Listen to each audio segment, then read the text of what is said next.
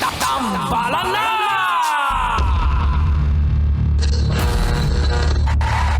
Ang tambalang kumikinang. Coliala and Diego Bandido.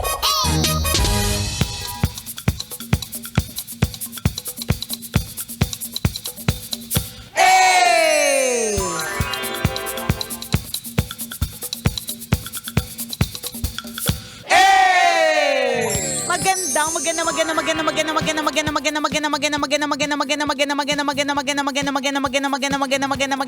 Magandang tanghali. Kumikinang na ulo, Diego Bandido.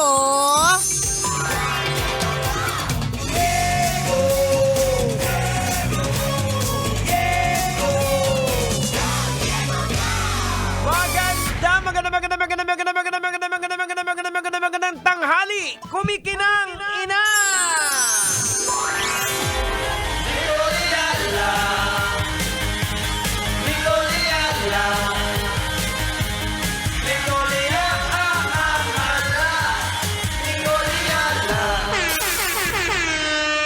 Shout out sa lahat ng mga kabisyo natin na okay naman ngayon.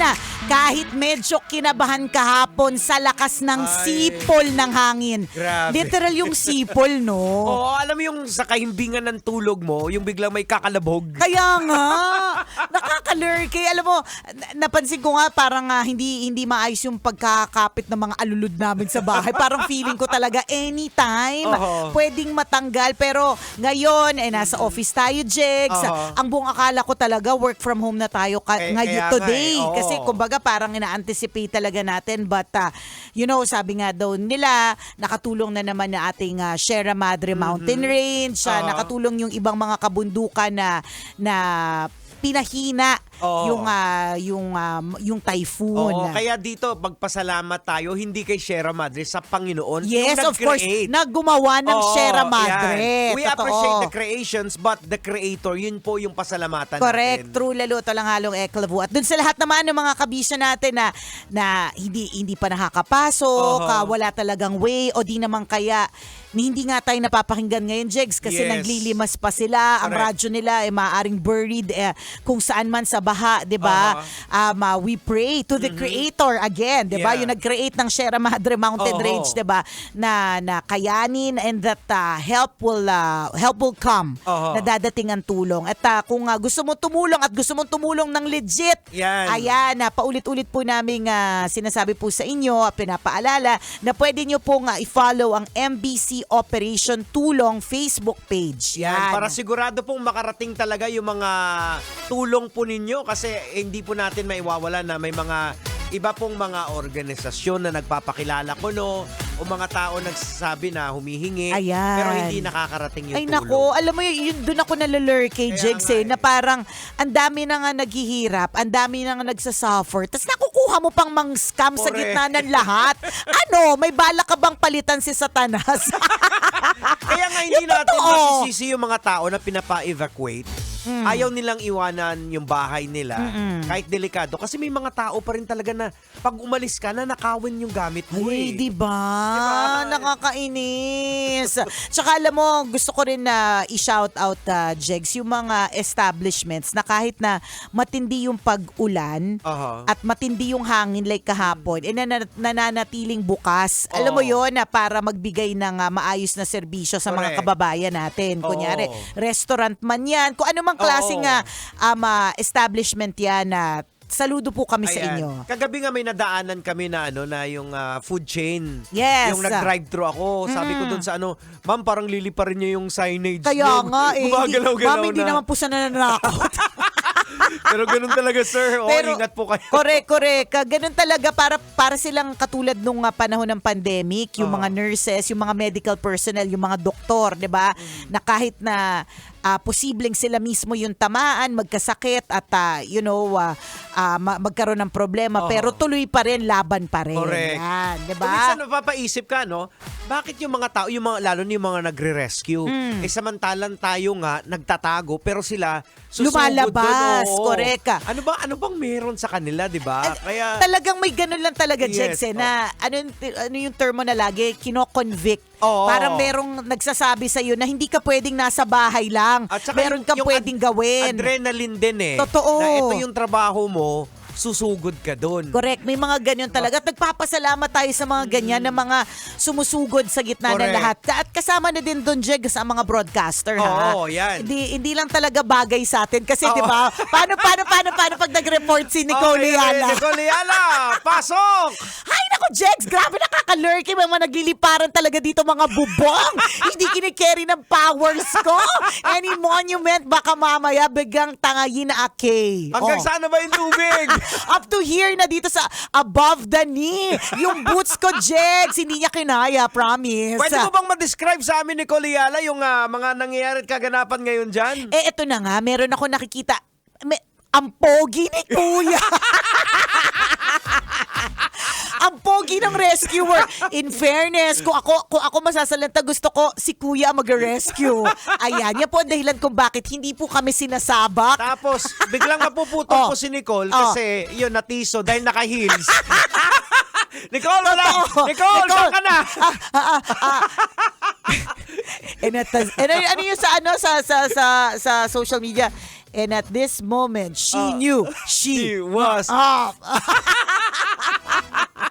Kaya, alam mo yung tanong mo kanina, Jex, na bakit kaya merong mga taong ganyan sumusugod, alam din nila Yes. na kaya nila. Kaya ako, Jegs, alam ko na ang pagtulong ko, hindi talaga sa paraan na katulad ng pagtulong nila. Kasi, kunyari, isipin mo na lang kung ako yung nag-volunteer. Correct. Nauna pa akong nadulas. Wala pang nangyayari, nadulas na ako. yung Diba? magre-rescue, yung nire-rescue. Pero ito din ang napaka-amazing po sa mga volunteers natin. Tandaan nyo, may mga pamilya din yan sila. Totoo.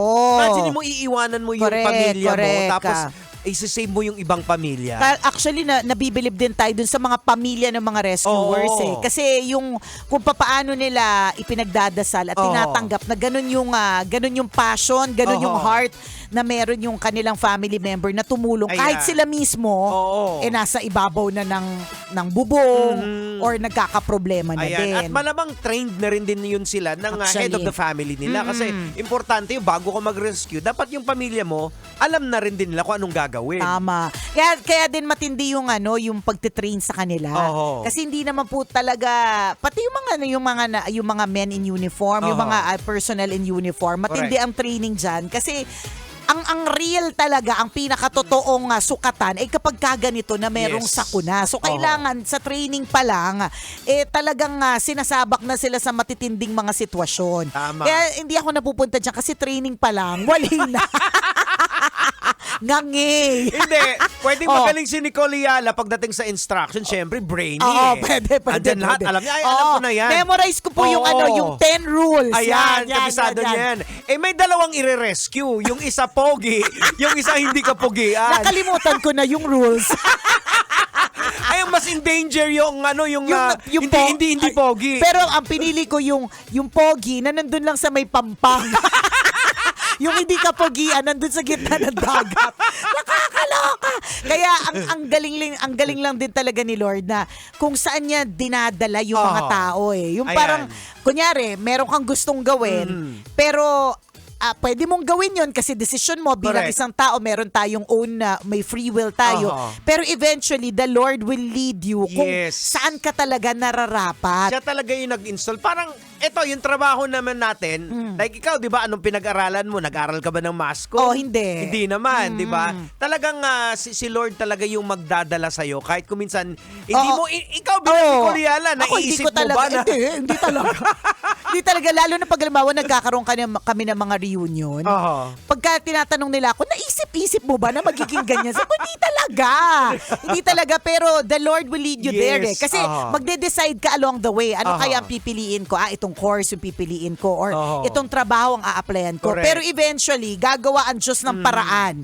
Ayan. Whether for you it's good or whether it's actually bad, Aha. 'di ba? Pero gagawa siya ng paraan para i-lead ka doon sa kung saan ka talaga nararapat. Pero ang napaka-amazing dito mga kabisyo, yung pinag-aralan mo, magagamit mo rin Eventually. din siya. Eventually. Eventually. Diba? Kaya, Management o Oo. manager. Hindi siya, kaya yung sa mga estudyanteng nakatutok ngayon at iniisip nila na kung ano man yung pinag-aaralan ninyo, ano po ang saysay nito sa tunay na buhay, meron at meron. Correct, oo. Alam mo, hindi naman inaaral yan ng wala lang at trip-trip lang ng mga ng mga educators. Hindi.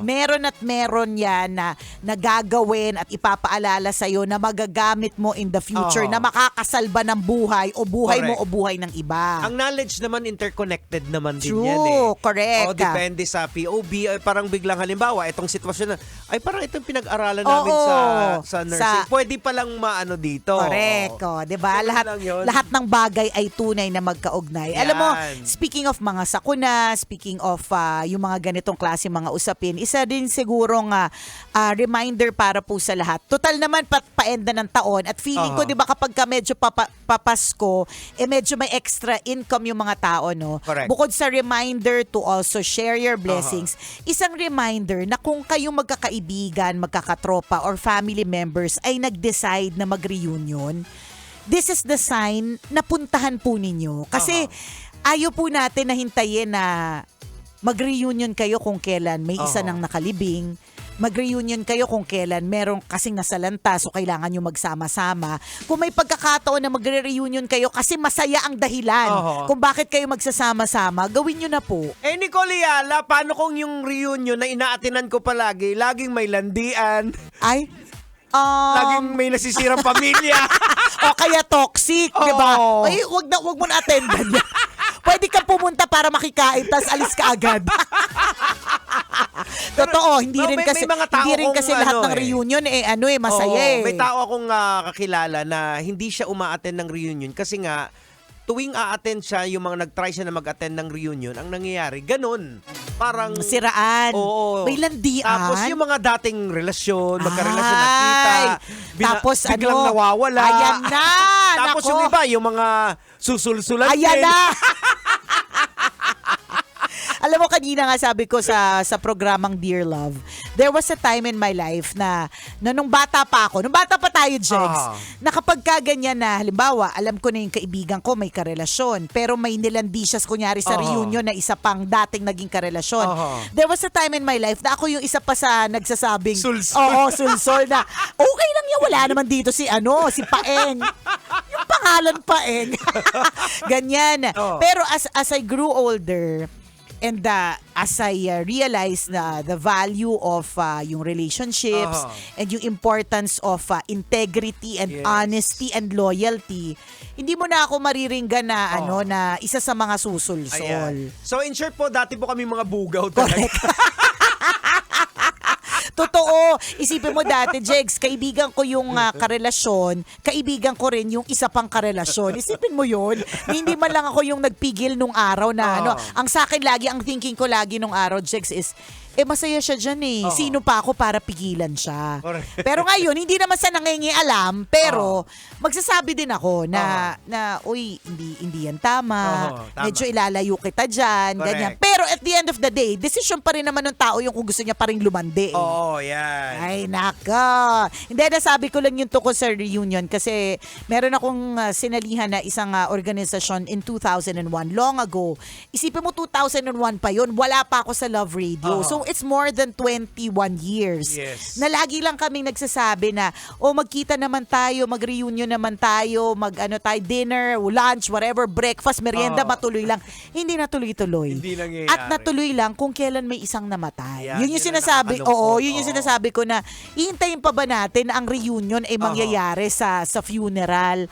Ang reunion ay magre-reminisce kayo kasi namatay. Mas maganda yung nagre-reminisce kayo na buhay pa kayong lahat. Ganon. Yung reunion na maganda is yung mga connected friends mo before. Yes, correct. Na magkikita kayo ulit. Kasi parang din yan parang nire-refresh mo rin din yung buhay mo. Oo, totoo ka din dyan, di ba? Tsaka masaya yung mga ganyang klase, mga kwentuhan. Noong nagkaroon nga kami ng reunion na ganyan recently, doon nga sa funeral, nakakalungkot na funeral, pero masaya yung kwentuhan eh. May mga kwentuhan kami na, dati, ito naman yung lumandi sa'yo, ganyan. Tapos sabi ko, sino yun? Matandaan. Hindi, ibig sabihin, masarap balikan, pero hanggang balik tanaw lang ha. Balik tanaw lang po tayo. Hindi ibig sabihin na porke nilandi mo itong taong to nung araw, ibig Lalandi sabihin mo lalandi mo ulit siya ngayon kasi meron kayong history. Correct. Hindi Ayan. dapat ganun. Yan yung sinasabi ni Jegs kanina na hindi lahat ng reunion magandang puntahan. Kasi may mga nawawala talaga. Correct! Alam na natin, isa ka ba sa mga nawala nung araw? Hindi. Sulsul ka lang, sulsul. Sulsul lang talaga ako. Ay, nako, nakakalurke. Pero the fact that you're all together ngayon, pamilya, mga kabisyo, reunion man o wala, na safe po tayong lahat. Isa pong bagay na dapat nating ipagpasalamat kasi sa totoo, nakakalungkot, may iba tayong mga kababayan na hindi kompleto sa darating na totoo Pasko. po. So, we continue to pray sa mga Yes. kababayan po natin. Correct. Actually, ang bagyo ngayon nandito pa. Parang bukas pa ata lalabas. Hindi pa naman siya umaalis talaga eh. Kaya ito po yung isang paalala na hindi porke medyo lumiliwanag na sa lugar ninyo, ibig sabihin nararampa ka na sa labas. Kaya magugulat ka. Kanina sabi ng anak ko, hindi, wala nang ulan. Ano na, sabi, huwag kang lumabas. So, maya-maya, bubuhos ng bigla. Correct. Ganun siya, may pagbugso Oo, totoo yan. Kasi yung buntot niya, andyan pa Andito pa, hindi pa naman siya umaalis sa, sa par. Kaya bukas pa siya. Hindi natin alam kung ano pang mangyayari. Kaya ingat lang po tayo mga kabisyo, stay safe. Kapag ka sinabing pumirme. Pag Correct. sinabing lumikas po Ayan. mga kabisyo. Huwag matigas yung ulo. Matigas ulo. Ayaw natin na may mapahamak. Tama. Oras natin mga kabisyo, 12:39. Ako pong kumikinang na ulo, Diego Bandido. At akong kumikinang inamon, Nicole Liala. Kailangan pa bang i-memorize yan? Basic!